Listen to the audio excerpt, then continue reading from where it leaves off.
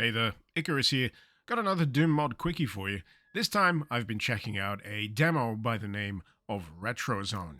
This is a mod that seeks to replicate the look and feel of Stalker within GZDoom. And right off the bat, first impressions wise, it does a really great job of it. This is achieved naturally through a lot of familiar textures. Some seem directly ripped from the Stalker games themselves, and a really great use of visual atmospherics and audio atmospherics.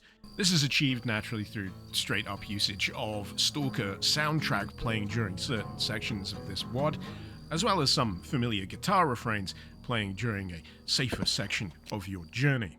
Gameplay-wise, navigating these lovingly recreated examples of Soviet-era brutalist concrete settlements is quite a tense experience, largely through the use of cannily placed bandit ambushes. Not to mention the fact that it doesn't really take all that long from them spotting you to begin filling you with lead. This leads to a lot of peeking out from behind cover in order to get some opportune shots off, and a fair bit of jumpiness when it comes to exploring the dark corners of a new area.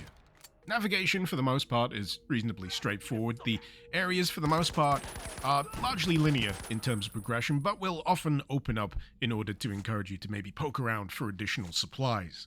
I will say, however, that RetroZone here, especially in its demo form, is very much Stalker light. There's no inventory management here, there's no messing around with attachments or fire modes or ammunition types. Heck, you may even be saddened to hear that you're not really going to be doing all that much blundering into anomalies or monsters, for that matter. In fact, for the duration, it's pretty much bandits all the way down. It's a good job that the limited arsenal of weapons that you're granted during the course of this demo are pretty nice to wield. Kicking off with a standard pistol, you'll soon upgrade to a pump-action shotgun. That can be complemented with an AK should you choose to buy it from the vendor at the camp. And later on down the line, you'll also be able to get your grubby mitts on an SVD sniper, which comes quite in handy almost immediately after you pick it up, what with this following section just brimming with enemies at range. It's somewhat of a shame then that the enemies you'll be facing off against during the course of this are largely thicker than a bowl of overdone porridge.